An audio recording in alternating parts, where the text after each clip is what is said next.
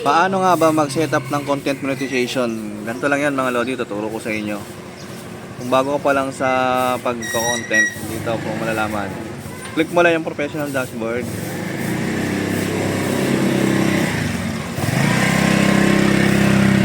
Ayan, ayan. Ito, you're eligible to start earning content setup. O, ito. Ito lang i-click nyo mga lodi. Ayan, tapos add tool.